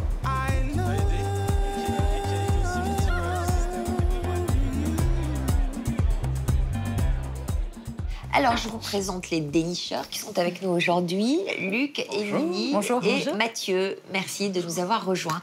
Alors, Luc va nous raconter le projet de ce monsieur qui s'appelle Jean-Maxime. Ah oui, ça fait combien de temps qu'il organise ce genre d'apéro? Ça fait 3 ans qu'il organise ces apéros formidables et c'est vrai que ça a un vrai succès. Alors, l'autre fois, ils étaient à l'Opéra Garnier et ils ont recréé une vraie guinguette parisienne comme à la fin du 19e siècle, quoi. Et il le fait tous les combien? Il y a des récurrences? Oui, voilà, c'est tous les mois, c'est un jeudi soir par mois. Ah, c'est voilà. super. Et pour l'instant, c'est à Paris et ça vient de se développer à Lyon. Et il espère le développer dans tout un tas de grandes villes. Alors, quel genre de rencontre il a envie de promouvoir à travers ces apéros? Voilà, lui, c'est un grand romantique. Lui, il aime l'amour, il croit en l'amour avec un grand A. Et donc, son idée, c'était de relier des gens grâce à Internet, mais pour des vraies rencontres en réel, quoi. Voilà, son but, c'est de recréer vraiment un lien social très fort entre les gens. C'est le contraire du speed date. Voilà, c'est le slow dating, si on peut l'appeler comme ça. Ouais, absolument. Joël, ça doit vous plaire, non, cette idée? Oui, tout à fait. Quand est-ce qu'il vient à Bruxelles? Et on va lui demander de le faire à Bruxelles. Je suis sûre qu'il a déjà l'idée. Oui, pour le moment, ça n'existe pas à Bruxelles, ça. Non, il n'y a plus grand-chose. Il y a ce qu'on appelle les apéros urbains, mais c'est pas spécialement dédié à l'amour. Mais alors, vous qui avez envie de créer votre groupe de copains, vous pourriez peut-être rentrer en contact avec lui pour, mettre au point un système qui pourrait fonctionner en Belgique. Ce serait peut-être pas tout à fait le même format ou la même formule. Mais j'ai pas envie de me lancer dans cette aventure-là, mais j'avais déjà pensé faire un endroit pour les célibataires à Bruxelles, un chouette café, enfin, ce genre d'ambiance. Voilà. Avant, il y avait des soirées pour célibataires, mais pour des raisons que j'ignore, elles ont cessé. Vous y seriez allée, vous, Françoise? Oui, éventuellement. Et vous, Gaëlle? Honnêtement, non. Bon. Parce que je suis un petit peu plus casanière. Je préfère rester dans mon coin et découvrir naturellement les choses. C'est un truc que vous partagez aussi? Oui. Le fait d'être casanier. Ouais. C'est ça, exactement. C'est ça. Bon. Alors, comment ça lui est venu, cette idée? En fait, au départ, voilà, il a écrit sa philosophie, on va dire, de l'amour sur Internet, et ça a très vite eu du succès, et ça a été même relayé par des stars. Par exemple, Jean Dujardin et Virginie Efira, qui viennent de chez vous d'ailleurs, voilà, se sont fait un petit peu les ambassadeurs de son idée. Ouais, ça a tout de suite eu un super succès, et aujourd'hui, ça marche hyper bien, et il y a plus de 11 000 personnes. Jean Dujardin, il est venu à ces soirées. Alors, ça, je ne le sais pas, mais en tout cas, il a trouvé le concept. Mais c'est des trucs de dingue, ils sont plusieurs centaines de personnes à chaque fois. Et puis c'est bien, moi je trouve que c'est bien parce que c'est pas que des célibataires, ça mélange aussi des gens en couple et ça recrée vraiment un lien très fort. Oui, puis c'est festif, voilà, c'est créatif, donc ça dédramatise aussi l'idée de la rencontre. Et c'est gratuit. Et donc, j'imagine qu'ils s'y retrouvent, en fait. Ça devient une bande d'habitués, parce qu'ils doivent se retrouver... Bon, parce que pour l'instant, c'est sûr, essentiellement sur Paris, un peu sur Lyon, mais bien sûr, il faut que ça fasse des petits, et ça fait une vraie communauté. Mais est-ce qu'il a rencontré l'amour, lui? Il a retrouvé l'amour, et qu'il attend un heureux événement dans les mois qui viennent. Bon. Voilà. On est rassurés alors. Et alors donc il continue à se pencher sur le sort des célibataires, bien que lui-même ayant retrouvé l'amour et étant devenu papa. C'est ça la solidarité, c'est ça. Voilà, on passe aux copains, quoi. Non, mais c'est plutôt sympa. Donc Joël, vous iriez? Ah oui, tout à fait, tout à fait. Vous pouvez venir à Paris à l'occasion de... C'est quand le prochain, Luc? Vous aurez toutes les informations sur le site de Mille et Une Vies et vous aurez les dates des prochains apéros. Très bien. Émilie, toi, tu vas nous parler d'applications d'un nouveau genre, là encore, qui pourrait être assez convaincante pour trouver l'amour. Oui, parce que souvent, bon, les applications, j'imagine, vous en avez peut-être déjà testé quelques-unes, mais souvent, elles sont assez décevantes. Hein, entre la réalité et puis la virtualité, souvent, il y a un grand fossé et on est souvent déçus. Et en l'occurrence, Gaël et Rodrigue, ça a marché du premier coup. Ou pas. Il va y avoir des énormes bonnes surprises. Mais voilà, des gens timides qui n'osent pas exprimer tout le potentiel Mathieu, c'est du vécu? Je sais pas, mais j'ai l'impression que c'est du vécu, là. En tout cas, savoir jouer avec l'imaginaire, même avec le numérique, ça peut avoir de belles surprises. C'est vrai. Alors voilà, le constat qui a été fait, c'est que simplement, parfois, on fait une rencontre, on rencontre dans la vraie vie la personne qu'on a rencontrée virtuellement, et puis on se dit, ah oui, c'était pas vraiment ce que j'attendais. Et ça, c'est le constat qu'a fait une jeune femme. Je vais vous montrer sa photo. Elle s'appelle Jessica. Et alors, Jessica, c'est une Parisienne. Elle est arrivée petit à petit à la trentaine, célibataire, avec la petite pression sociale qui lui pèse sur les épaules et l'horloge biologique qui tourne chez nous, les femmes, parce que nous, on doit quand même faire face à ça. Et puis, alors, Jessica, elle s'est dit, moi, j'ai pas très envie quand même de mettre ma photo sur Internet. J'ai pas très envie d'écrire toute ma biographie pour me présenter, de faire étalage de qui je suis, de comment je vis et de ce que j'aime. Elle avait pas non plus envie que son entourage soit au courant que oui, elle était en quête de l'amour à la veille de ses 30 ans. Alors, qu'est-ce qu'elle a fait? Elle s'est dit, je vais créer mon propre site Internet en toute discrétion. Ça s'appelle Comme par hasard et c'est le premier site de rencontre sur Internet à l'aveugle. Donc, vous n'avez pas besoin de créer de profil. Vous n'avez pas besoin de mettre votre photo. Joël, alors. Ah oui. Pas besoin de chatter pendant 3 plombes avec la personne. Et au bout d'un certain temps, finalement, vous ne la rencontrez jamais parce que vous avez créé une relation totalement virtuelle. Vous avez parlé de toute votre vie à cette personne que vous n'avez jamais rencontrée, que vous ne rencontrerez peut-être jamais. Donc là, c'est 100% gain de temps. Vous vous inscrivez et vous rencontrez peut-être la femme ou l'homme de votre vie. Alors, comment ça marche? Donc, on ne sait pas qui c'est, surprise. C'est une surprise. Alors, c'est là... on ne sait pas qui on rencontre, on ne choisit pas. Vous ne choisissez pas. C'est là toute la magie de la rencontre. C'est un algorithme qui choisit à votre place. C'est un peu triste quand même, parce qu'alors on est... Mais la vie n'est faite que on est complètement passif alors dans cette histoire. Alors vous êtes complètement passif, oui et non, parce que quand vous décidez de vous inscrire sur cette application, enfin sur ce site internet, c'est pas une application, c'est un site internet. Évidemment, vous parlez un peu de vous, mais vous parlez de vous de manière secrète, puisque ça ne va pas être affiché. Donc évidemment, vous détaillez votre taille, voilà tout ce qui est nécessaire à ce qu'on vous connaisse. Il y a un petit profil quand même. Ce que vous aimez, ce qui vous intéresse, vos passions, et ensuite vous remplissez une fiche sur l'homme idéal ou la femme idéale. Est-ce que vous aimeriez, qu'il fasse la cuisine? Est-ce que vous aimeriez qu'il aime le surf? Qui joue au jokari. Voilà, qu'il ait des abdos. Moi, je suis très jokari. Je sais même pas ce que c'est le jokari, donc on en parlera tout à l'heure. Elle est trop jeune. Oui, bien sûr. Qu'il fasse de la poésie en alexandrin. Voilà, qu'il fasse de la poésie en alexandrin, voilà, que sais-je. Et à ce moment-là, alors ce qui est génial aussi, c'est que vous rentrez là où vous aimeriez le rencontrer. Alors, est-ce que c'est dans une ville? Est-ce que c'est dans un quartier? Est-ce que c'est dans un bar? Vous pouvez vous-même choisir le bar. Sous la douche? Non, pas sous la douche. Et là, vous cliquez. Qu'est-ce que vous mettriez, vous, Non, mais ça me fait penser une anecdote d'un monsieur, blablabla, qui voulait une rencontre au sauna.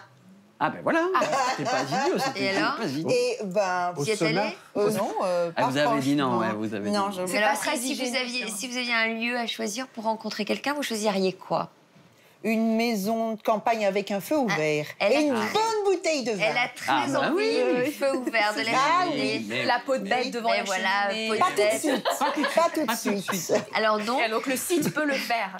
Joël, le site peut le faire pour vous, puisqu'ensuite l'algorithme se met en marche et le site prend rendez-vous pour vous, puisque vous avez au préalable aussi donné des disponibilités dans votre agenda. Cela dit, c'est marrant, c'est assez excitant. On ne sait pas qui on va rencontrer. Et là, vous allez rencontrer une personne à l'aveugle. Le site a été lancé le 14 février dernier. Le jour de la Saint-Valentin. Le jour de la Saint-Valentin, à la veille des 30 ans de Jessica. Donc, évidemment, Jessica a testé sa propre création. Donc, elle a fait son premier rendez-vous. Eh bien non, elle n'a pas rencontré l'amour. Mais en tout cas, et c'est ça que j'ai trouvé super intéressant, elle m'a dit... Au bout de 30 minutes, de toute façon, c'est pas la peine de booker toute votre soirée. Au bout de 30 minutes, vous savez tout de suite si c'est l'homme de votre vie ou pas, ou la femme de votre vie ou pas. Oui. Donc en fait, c'est pas du tout chronophage. Vous avez quand même quelqu'un avec qui vous avez potentiellement des accointances et des conversations à avoir, puisque vous avez quand même rentré des intérêts communs, des passions communes, donc vous allez avoir 30 minutes de conversation, ça va pas non plus être une souffrance. Et au bout de 30 minutes, vous pouvez partir ou vous pouvez prolonger l'instant. Qu'est-ce que vous en pensez, Pascal? Ce que je pense, c'est que... Bon, le côté positif, c'est qu'après tout, lorsque deux personnes sont mises en présence, même de cette façon-là, par quelque chose qui ressemble un peu à un tirage au sort ou au hasard, ou en tout cas à un facteur complètement extérieur sur lequel ils n'ont pas de prise, ils peuvent se dire « Ah ben c'est le destin, alors on va aller voir ». Est-ce que ça plairait à Claude Lelouch, cette histoire? Mais par contre, il y a une chose quand même que je voudrais dire, c'est que ce logiciel établit des liaisons selon des objectivités, des données objectives. Or, l'amour, c'est que du subjectif. Bah oui. Alors, en tout cas, ça préserve le romantisme. Joël, ça vous plairait ou pas? Mais moi, j'aime bien l'idée de pas de photos. Oui, déjà. Justement, c'est pour ça que je vous pose la question. Oui, pourquoi pas? Ouais, moi, je vous sens bien. Peut-être un peu joueuse, vous. Donc, oui, si, je suis. J'aime la découverte. Oui. Est-ce qu'il y a eu beaucoup de rencontres Alors, il y a une petite centaine de rendez-vous qui ont été organisés, puisque ça fait à peu près 2 mois que est-ce qu'il y a eu des couples qui se sont formés? En tout cas, il y a eu des messages qui ont été envoyés à Jessica, des messages de remerciement, des gens qui ont amorcé une relation, des gens qui ont amorcé puis terminé des relations. Donc c'est bien, en tout cas, c'est un moyen supplémentaire pour recréer du lien. C'est un moyen supplémentaire de créer de la rencontre à un moment quand même où ça reste compliqué quand on a 30 ans. Notre cercle d'amis se restreint. C'est difficile de rencontrer des nouvelles personnes si on travaille toujours dans les mêmes univers. Est-ce qu'il y a une limite d'âge? Parce que vous parlez des trentenaires, mais est-ce que des quinquas peuvent s'inscrire? Mais bien sûr, la rencontre est faite pour tout le monde. Vous parlez de la difficulté des trentenaires, mais les quinquas, c'est pas mieux, hein, Joël? Non. Au contraire, ça aurait tendance à se refermer un petit peu. Donc, Émilie, tu as vraiment potassé le sujet, puisqu'il y a 2 autres applis intéressantes. Alors, une application vraiment que personnellement j'ai trouvé assez magique. On en a même parlé à la maison avec mon chéri. Donc cette application s'appelle Tutti Flirty et c'est un jeune homme de 32 ans qui a créé ça. Alors lui, c'est pareil, hein, il était parti du constat, marre de ces sites d'internet où finalement il y a la déception à l'arrivée de la rencontre. Et puis il avait capté que parfois il y a des choses qui n'apparaissent pas sur les photos, c'est-à-dire un accent. Le charisme, ça se voit pas, des défauts de prononciation, des choses qui peuvent parfois vous déranger ou vous empêcher de tomber amoureux, ou des choses au contraire qui peuvent parfois vous séduire. Alors je vois Joël qui opine. Ah oui. Alors par exemple, le charisme, le charme. Je suis d'accord avec vous, Joël. Alors justement, donc Victor qui a créé cette application, il s'est dit, eh bien, on va se draguer par vidéo. Donc le site. Ce sont uniquement des vidéos de 10 secondes pour se présenter. Alors justement, je vous ai préparé une petite vidéo que Sophie va nous mettre et vous allez voir, ça envoie. Simba ou samba? Simba pour la crinière, samba parce que j'adore danser. Simba sur de la samba, ça marche? Steak ou pas steak? Pas steak, c'est sûr. Enfin, pas steak. C'est-à-dire...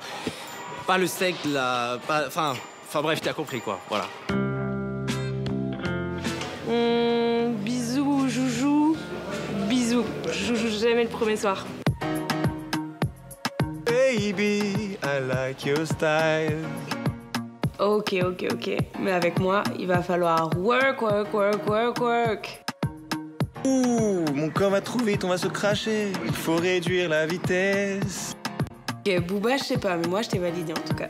Voilà, alors c'est vraiment le flirt par vidéo. Donc vous avez des thèmes qui sont lancés et vous réagissez en fonction de ces thèmes. Bisous, joujou, c'est vous qui choisissez Oui. Il y a une trentaine de thèmes aujourd'hui sur l'application et donc vous pouvez choisir ces thèmes. Et donc vous êtes vraiment dans la créativité où vous devez vous présenter en fonction de ces thèmes qui sont un peu imposés. Court et efficace, hein. Il faut que ça soit efficace, très court, hein. Et c'est vraiment le flirt vidéo. Et alors comment on like? Alors, vous aimez, vous aimez par exemple cette vidéo. Et là, si l'autre personne aime aussi votre vidéo, vous pouvez après vous parler, mais en flirt vidéo individuel. C'est-à-dire qu'après, tout le monde tout le monde le voit. Tout le monde ne flirte pas avec vous. Ça, tout le monde le voit au départ. Ah, d'accord. Alors, un avis de Joël. Bon, c'est vous que je fais réagir, puisque vous êtes en quête. En chasse. Moi, j'aime bien, je trouve ça sympa. Non, c'est rigolo, c'est sympa. C'est-à-dire que les photos, vous êtes contre, mais ça vous amuse. Mais, je veux dire, on voit la personne vivre. Voilà, vivre. On voit un super beau sourire, on voit parfois... Enfin, on peut voir aussi un geste qui plein de charme. Non, un trait d'humour. Un trait d'humour, tout à fait. En fait, c'est vraiment une autre façon de se mettre en valeur. Et alors, il y en a qui dansent, il y en a qui font des acrobaties, il y en a qui chantent, il y en a beaucoup qui se déguisent. Et c'est vraiment... Non, mais c'est vrai. Est-ce qu'il y a un truc avec marqué cheminée Bordeaux Peut-être qu'ils peuvent créer le thème pour Joël, je sais pas. On va lancer un appel. Mais j'aime bien, c'est très vivant. C'est spécial pour elle. C'est cheminée ou cheminée Et vous devez répondre en 10 secondes. Ça peut être joli, ça.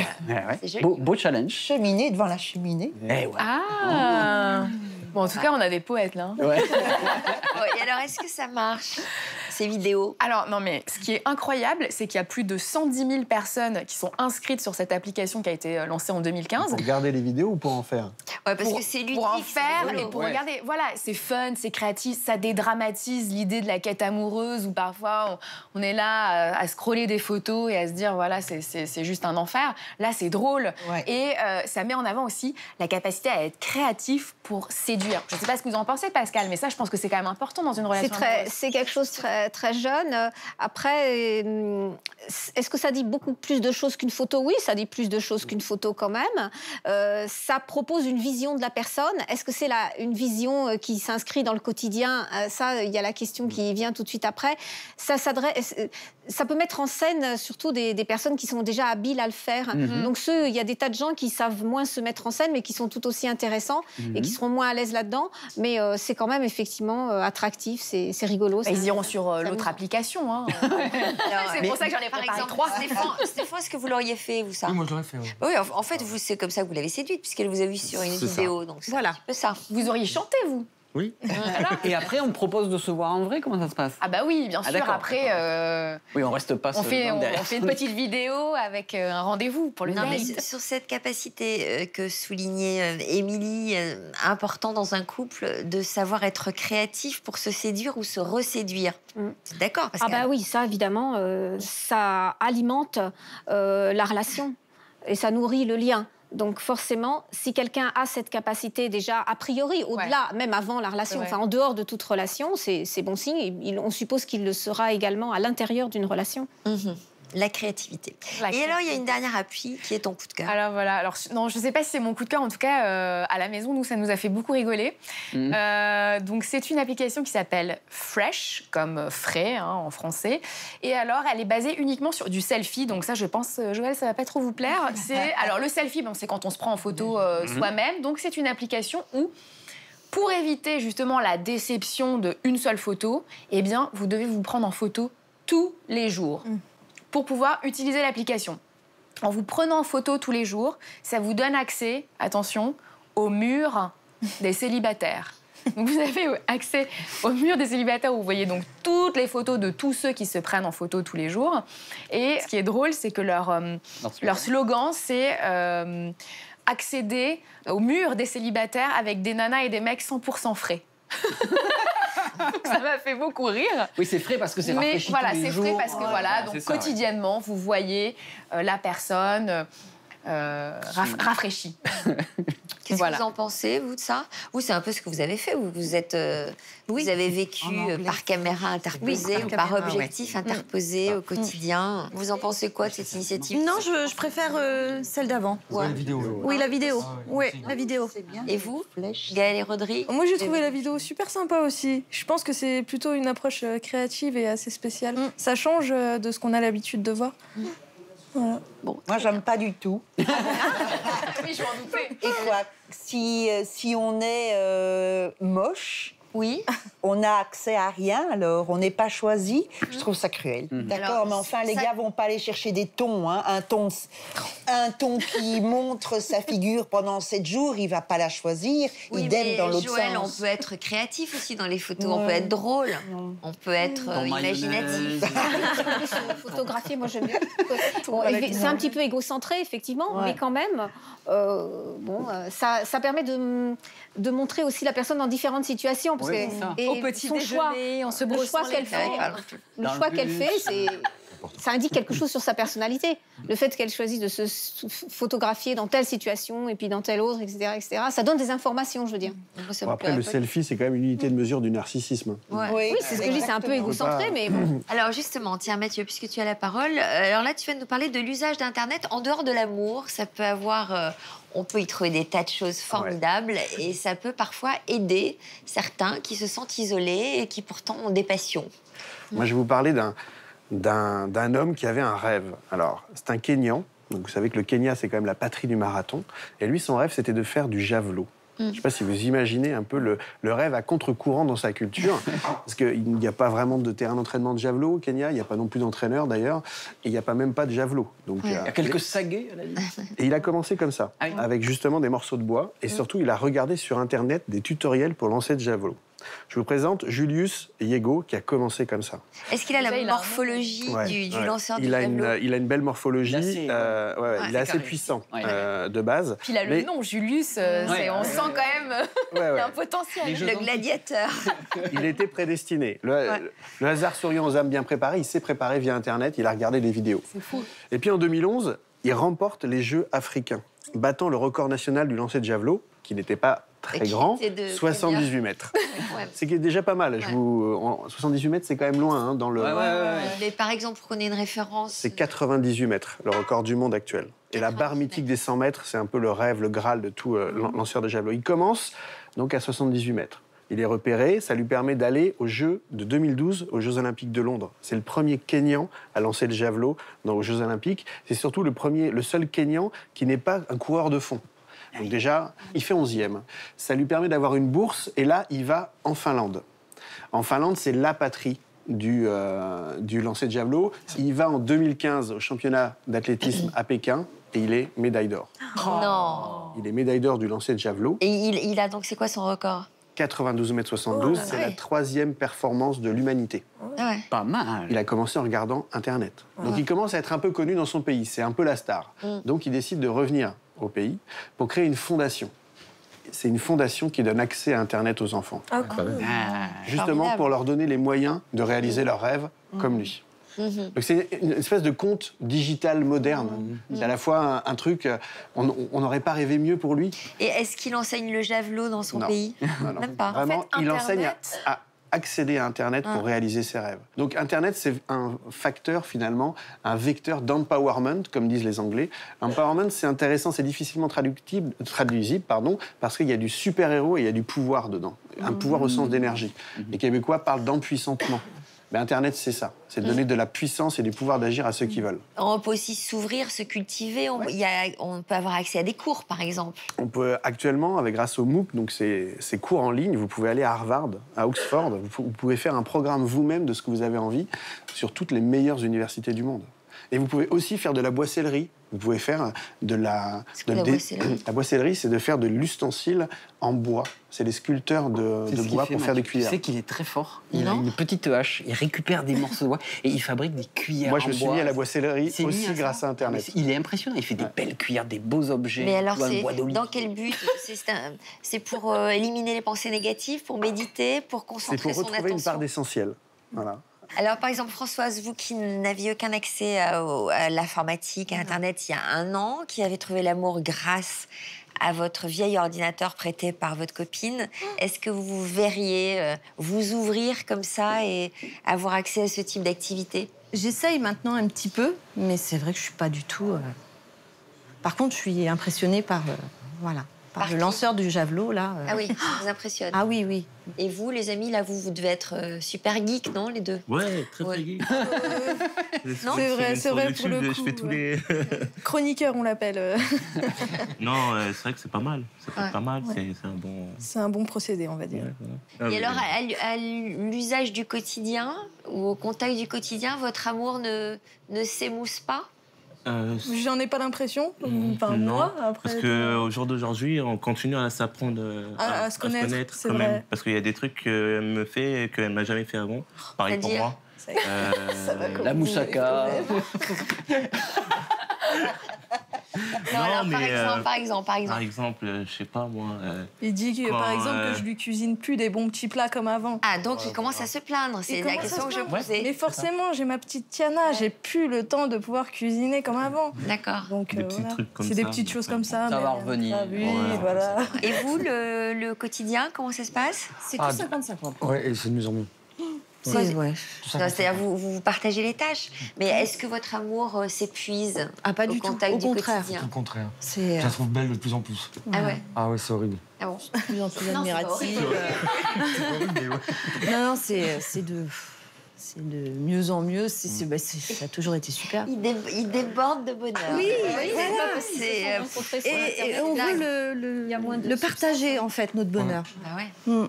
En général, c'est ça. Hein. Ouais. Quand on est heureux, on a envie de redonner. Voilà. Alors, Luc va nous raconter une belle histoire. Là encore, Internet a été à l'origine de cette histoire. Ouais, une belle histoire. Je pense que vous en avez peut-être entendu parler. C'est l'histoire de Mélanie Ségard. Vous l'avez vu? Alors, vous l'avez regardé? L'histoire de Mélanie commence le 27 février dernier. Mélanie a 21 ans. Elle est atteinte de trisomie 21. Et elle a un rêve. Elle rêverait de présenter la météo à la télévision. Et donc, elle lance une vidéo sur Internet où elle invite les gens à liker. Alors, moi, je ne sais pas bien ces trucs-là sur Internet. Elle me dire, j'aime bien ta vidéo, j'aime bien, like. Alors voilà. Et elle dit, si j'ai 100 000 likes, eh bien, peut-être que des chaînes de télévision me laisseront présenter la météo. En 2 heures, son message Internet fait un buzz terrible. Il y a, en 2 heures, déjà 150 000 likes. Donc déjà, beaucoup plus que prévu. Et 2 millions de vues. 2 millions de vues. Et parmi ces gens qui ont vu ça, eh bien, il y a les gens de France Télévisions qui ont été sensibles à son message. Et le 14 mars dernier... Donc, l'équipe du service météo, dirigée par Nathalie Riouet, hommage. Donc, elles ont été réceptives à tout ça. Au message de Mélanie, pardon. Et elles lui ont proposé de présenter la météo. C'était le 14 mars. Et alors, pour les avoir croisés dans les couloirs de France 2, il y avait une effervescence autour de ce projet parce qu'elles ont répété, elles ont travaillé et donc il fallait qu'elles soient au top au moment de sa présentation. Donc moi je ne l'ai pas vu, mais vous avez... Alors justement, on lui a consacré un reportage. Je vous propose de le regarder dans le cadre de cette journée extraordinaire pour elle.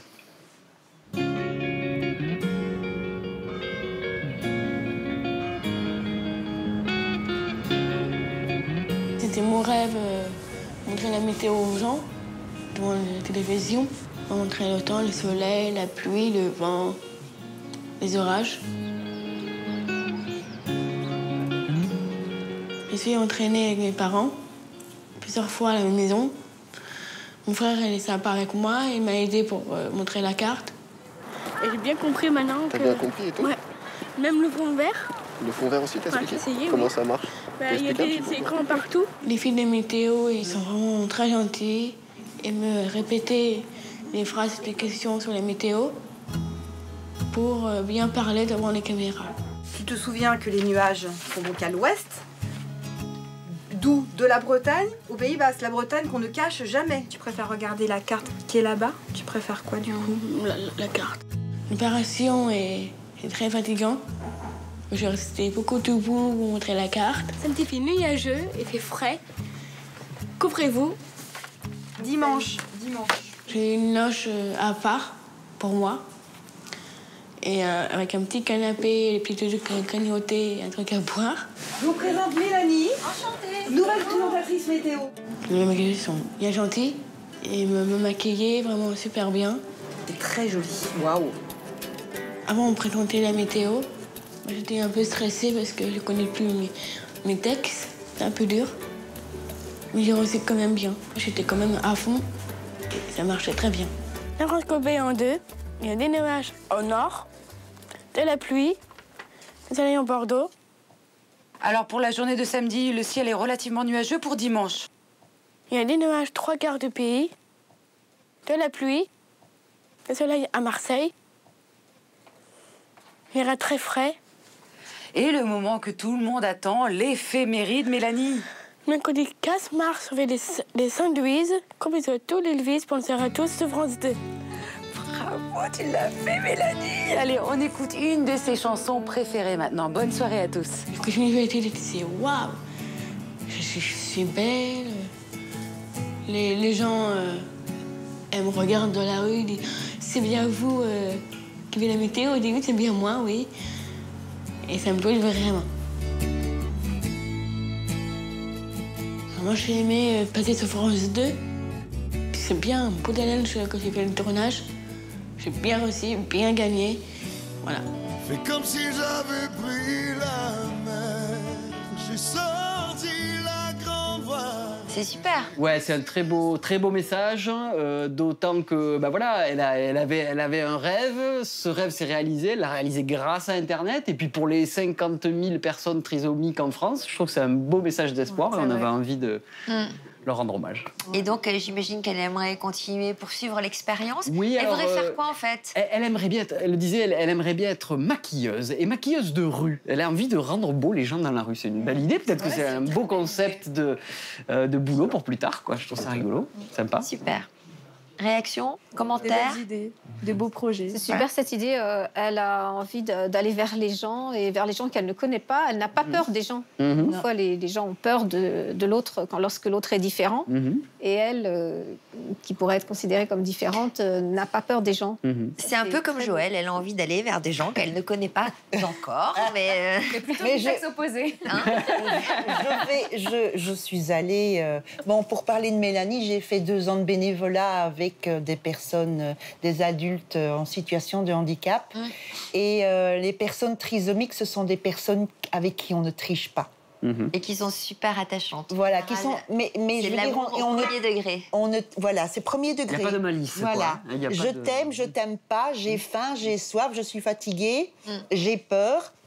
Et il n'y a pas de triche, il n'y a pas de composition, il n'y a pas de calcul. Ça vous fait rêver, ça, hein? C'est ce que vous recherchez, en fait, vous. Un amour sans triche, sans calcul. Oui, oui, tout à fait. Les relations oui, vraies. tout à fait. Ça va venir, c'est sûr. Ouais. Comment? C'est sûr, C'est ça va, obligé. ça va mais je suis pas... Attends, vous parlez du bénévolat, c'est un bon moyen aussi de rencontrer l'âme sœur en allant s'investir bénévolement dans des associations. C'est une forme d'activité. En ayant des activités qui ont du sens. J'ai continué une autre forme de bénévolat, mais enfin, c'était dans le milieu gay. Oui. Là, mais j'ai quand même adoré faire. Oui. J'ai quand même adoré. Je faisais de la prévention VIH et dépistage. Et oui. Est-ce qu'on peut juste synthétiser et reformuler votre demande? Parce qu'on ne sait jamais si on peut vous permettre de rencontrer l'amour. Il y a peut-être un téléspectateur qui va tomber sous votre charme, et j'en suis sûre d'ailleurs. Alors, vous cherchez qui? Comment? Ah, mais j'aime les hommes de grande taille.